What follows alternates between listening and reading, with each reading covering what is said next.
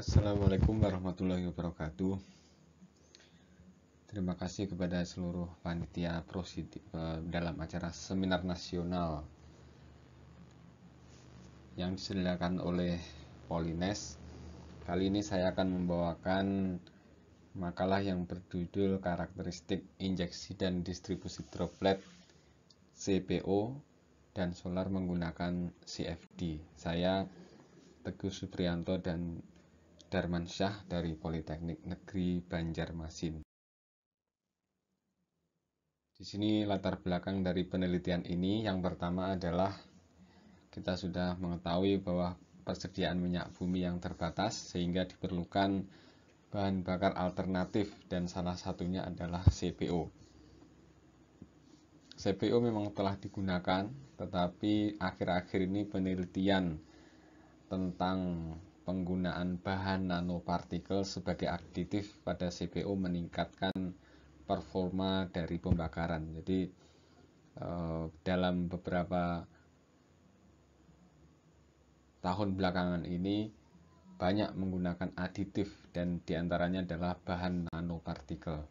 Misalnya adalah aluminium oxide.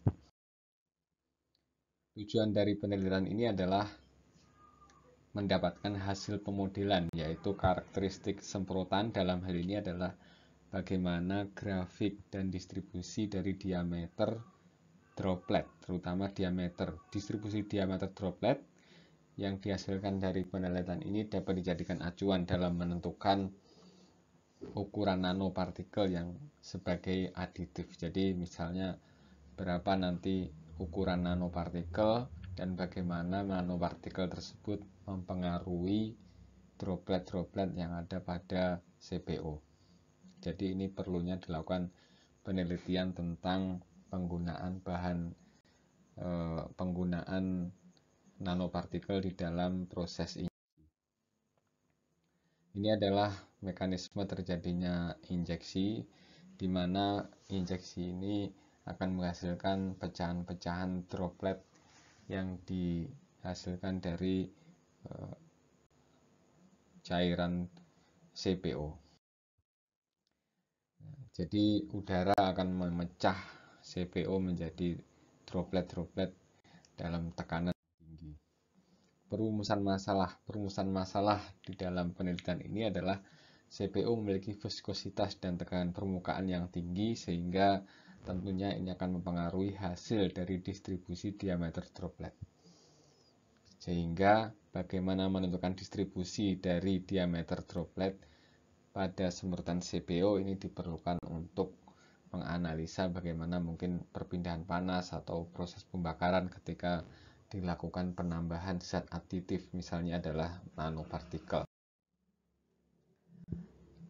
Ini adalah grafik pengaruh temperatur terhadap viskositas dari CPO, di mana viskositas akan menurun seiring dengan kenaikan temperatur. Dan demikian juga dengan tegangan permukaan yang semakin turun ketika temperatur mengalami kenaikan. Sedangkan densitas atau kerapatan minyak kelapa ini juga akan turun dengan kenaikan temperatur. Baik, penelitian ini menggunakan software Fluent untuk melakukan simulasi secara numerik, dilakukan dengan CPO dengan variasi 30, 50, 70 mm dan 100 yang diinjeksi dengan tekanan 60 atm. Jenis atomizer yang digunakan adalah pressurized atomizer.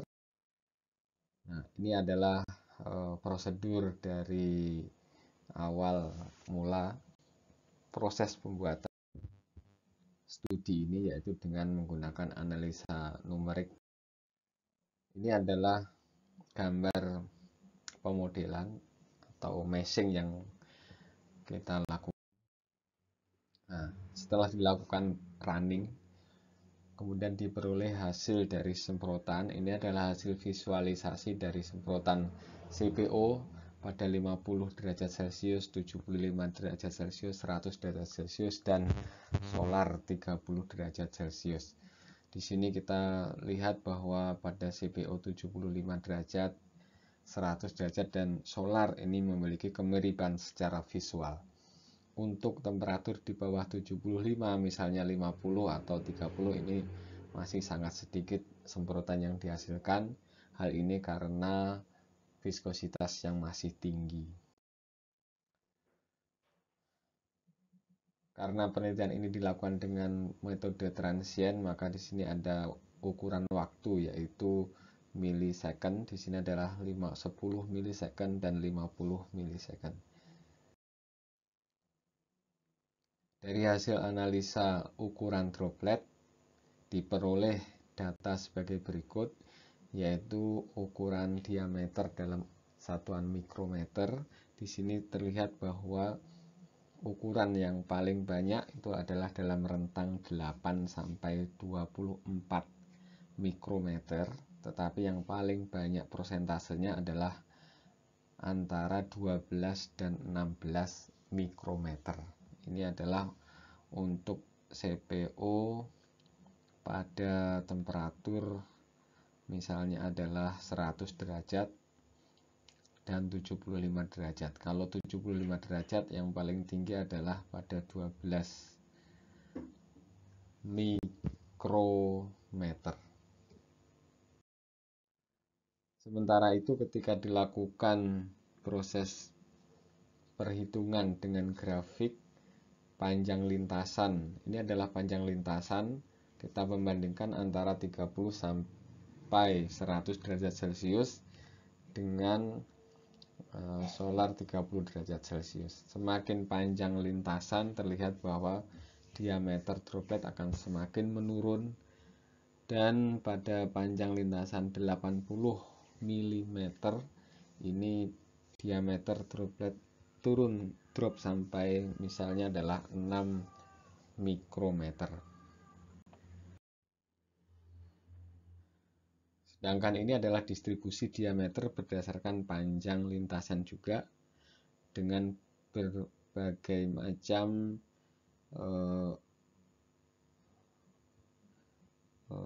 temperatur, yaitu misalnya adalah pada 75 derajat, 100 derajat. Di sini terlihat bahwa bagian yang hitam ini adalah CPO 75, kemudian 100 derajat Celcius, dan solar ini adalah pada X panjang lintasan 60 mm. Pada panjang 60 mm atau yang paling jauh ini terlihat bahwa diameternya makin kecil. Kalau ketika dia yang merah ini adalah pada X 20 mm, di sini ukuran dropletnya jauh lebih besar. Jadi di sini semakin jauh dari ujung semprotan atau ujung nozzle, maka diameternya semakin kecil. Kesimpulan yang bisa diambil dari hasil penelitian ini, yang pertama adalah semakin tinggi temperatur CPO, maka karakteristik semprotan yang dihasilkan semakin baik. Proses atomisasi lebih mudah sehingga diameter dari dropletnya semakin kecil.